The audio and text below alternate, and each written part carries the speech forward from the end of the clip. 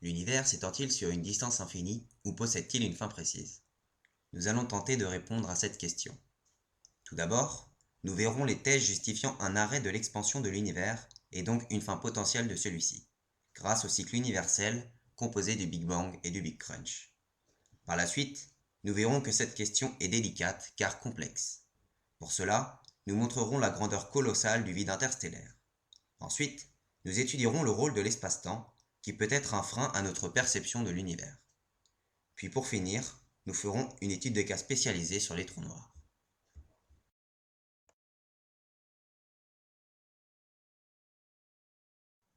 Qu'est-ce que le cycle de l'univers? Tout commence par une singularité, qui est un point de masse universel, pas plus grand qu'un dé à coudre, où la densité et la température y sont infinies. Ceux-ci sont concentrés dans des conditions telles que toutes nos lois physiques, mathématiques, ainsi que tout concept d'espace et de temps n'ont alors plus aucune signification. Puis, une force inconnue, engendrée sûrement par ces conditions chaotiques, va faire exploser cette singularité. Dès lors, commence alors l'expansion de l'univers, qui peut encore aujourd'hui être observable, comme va nous le montrer notre camarade Jérémy. Cette expérience, dite du ballon, consiste à représenter l'univers en expansion. Pour cela, on a dessiné 3 points représentant 3 galaxies, sur un ballon représentant l'univers. On a au préalable mesuré la distance séparant les 3 points, de l'ordre du simple millimètre. Les astronomes remarquent que les galaxies semblent s'éloigner les unes des autres au fur et à mesure du temps. Cet éloignement serait, selon une thèse reconnue, due à l'expansion de l'univers. Ainsi, tel que le ferait l'univers, le ballon grossit. On peut alors s'apercevoir de l'éloignement des points représentant l'expansion des galaxies et donc de l'univers, passant du simple millimètre au centimètre, pour l'éloignement des points bien sûr. Merci Jérémy. Nous allons désormais étudier cette expansion. Le moment, dit zéro, qui détermine la naissance de notre univers, est appelé ère de Planck. Lors de celle-ci, les 4 interactions fondamentales, électromagnétisme, interaction faible, interaction forte ainsi que gravitation, sont unifiées. Ensuite, commence la véritable expansion à une vitesse plus élevée que celle de la lumière. Par la suite, sont créés les protons, puis les neutrons, qui forment les atomes, puis toutes les particules élémentaires que nous connaissons. Continuons toujours à avancer d'années-lumière en années-lumière, où l'on va retrouver les molécules, les bactéries, les galaxies, les étoiles, les planètes, puis la vie. Bref, tel un ballon qui gonfle et grâce à son expansion, l'univers ne cesse de croître.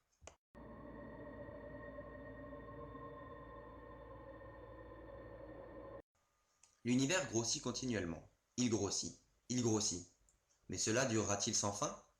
En effet, d'après l'hypothèse la plus plausible des scientifiques, et celle qui constitue la logique d'un cycle de l'univers, celui-ci va se réchauffer et se recontracter.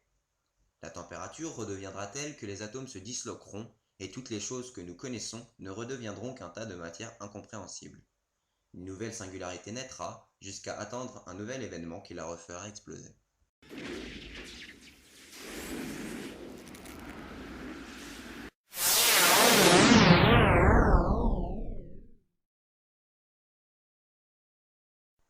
Cette animation en image de synthèse raconte les 13,7 milliards d'années d'histoire d'une petite partie de l'univers, représentée par un cube de 500 millions d'années-lumière de côté. Il faut comprendre par là que si l'on agite une lumière à un coin du cube, cette lumière ne sera discernée par le coin opposé que 500 millions d'années-lumière plus tard.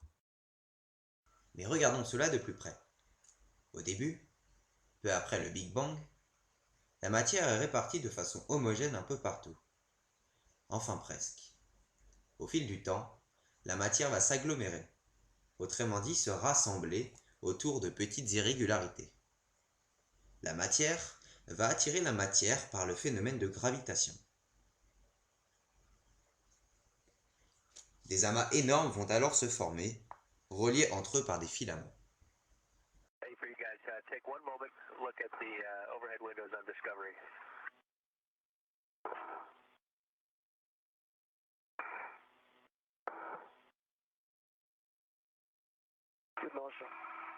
Voici l'univers tel qu'il est imaginé aujourd'hui, 13,7 milliards d'années après le Big Bang. À l'intérieur de chaque filament de matière, de chaque grain, on va retrouver des étoiles qui, en se rassemblant par milliards, vont former des galaxies. Ces mêmes galaxies peuvent former des amas de galaxies qui vont contenir des dizaines de milliards de galaxies. Et pour certains cas, ces mêmes amas peuvent être en groupe assez conséquent pour former des super amas de galaxies. Je vous laisse donc imaginer le nombre astronomique d'étoiles que peuvent contenir ces super amas. En effet, ce nombre tourne autour du 10 exposant 30, ce qui représente un chiffre colossal.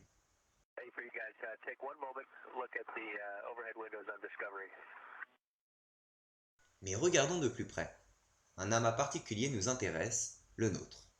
Nous nous trouvons avec notre étoile sur un filament plutôt plat que l'on appelle feuillet, sur l'un de ses bords, dans un superamas plus communément appelé superamas local, où l'on trouve plusieurs amas comme l'amas de la Vierge, composé de plusieurs galaxies importantes, et à approximativement 50 millions d'années-lumière, le groupe local, le nôtre, où l'on va tout d'abord rencontrer une galaxie, M33, plus loin la galaxie d'Andromède, et en allant vers la gauche, les deux nuages de Magellan. En les dépassant, on retrouve notre propre galaxie, la Voie lactée, une galaxie spirale ressemblant très fortement à celle-ci. Avec sur l'un de ses bras, on retrouve notre étoile, le Soleil, puis gravitant autour de lui, notre planète, la Terre.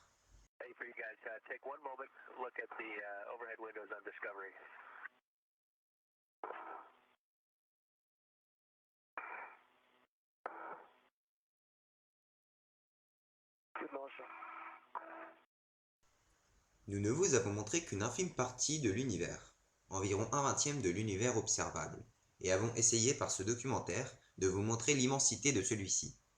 Cela nous permet de prouver que pour l'instant, l'univers est infiniment trop grand et complexe pour notre technologie actuelle.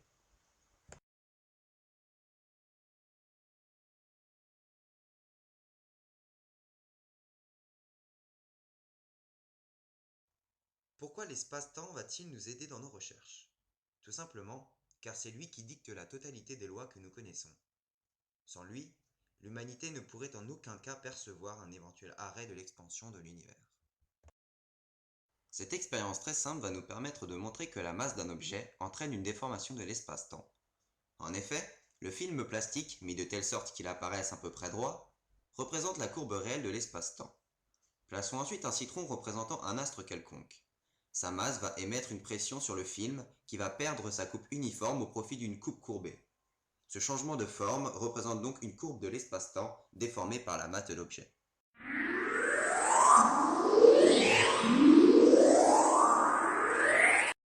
Pourquoi étudier le cas des trous noirs?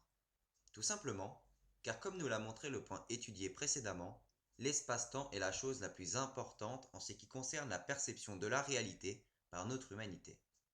Comment pourrait-on s'apercevoir d'un éventuel arrêt de l'expansion de l'univers alors que la vérité elle-même et la perception normale du temps est totalement modifiée? C'est pour cela que les trous noirs nous intéressent autant. Commençons d'abord par définir ces astres hors normes. Les trous noirs résultent de supernovas qui sont l'effondrement des étoiles sur elles-mêmes à cause de la consommation maximum de leur capital de matière. Il faut cependant savoir que seules les étoiles 3 fois supérieures massivement à notre Soleil peuvent garder un noyau capable de se transformer en trou noir. Les autres ne deviendront que de simples naines blanches, comme notre astre solaire, ou des étoiles à neutrons pour les étoiles légèrement plus massives. Quel est le rapport entre les trous noirs et l'espace-temps? Malgré leur petite taille, 15 km pour le plus gros découvert, les trous noirs ont une masse et une densité colossales, telles qu'ils ont pour statut d'être entre guillemets irrésistibles à tout ce qui les entoure. En effet, leur densité et leur masse entraînent une déformation beaucoup plus importante qu'une étoile normale sur l'espace-temps et donc sur leur environnement. De plus, leur champ gravitationnel est tel que toute chose pénétrant dans son orbite y est désespérément enfermée pour toujours. Une expérience a été réalisée pour synthétiser cette attraction hors du commun. En effet, nous allons voir dans cette expérience l'action qu'a le trou noir dans son environnement.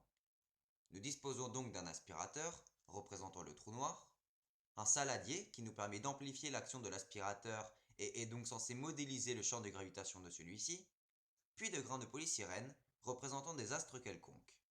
Une feuille blanche a également été positionnée par nos soins, mais a pour seul but de rendre l'expérience plus distincte. Cependant, cette expérience a ses limites, car trop de gens comparent les trous noirs à des aspirateurs cosmiques, comme a tenté de le faire découvrir notre expérience. Cela n'est bien évidemment pas le cas, puisque bien qu'ils aient la densité la plus élevée des astres de l'univers, et donc le champ de gravitation le plus important, leur taille ne dépasse pas les 15 km, cette distance étant la grosseur du plus important trou noir jamais découvert. Ceci n'aspire donc entre guillemets que les particules étant à quelques kilomètres d'eux. Il ne faut donc pas avoir peur de se réveiller demain devant un trou noir, puisque le plus proche de nous est celui qui occupe le centre de notre galaxie, la Voie lactée. Concentrons-nous désormais sur l'animation qui défile en continu depuis tout à l'heure. Celle-ci nous vient du site Ciel et Espace et montre le trajet d'un trou noir supermassif. Avant toute chose, il faut mettre en garde contre une telle animation. Tout d'abord, elle a été réalisée grâce à une vision d'artiste. Dans la réalité, le fait même que la lumière ne soit pas assez rapide contre la vitesse de libération du trou noir fait que celui-ci apparaît invisible, et seul le gaz d'accrétion de son disque et les phénomènes qu'un trou noir entraîne sur son environnement nous permet d'en découvrir la présence.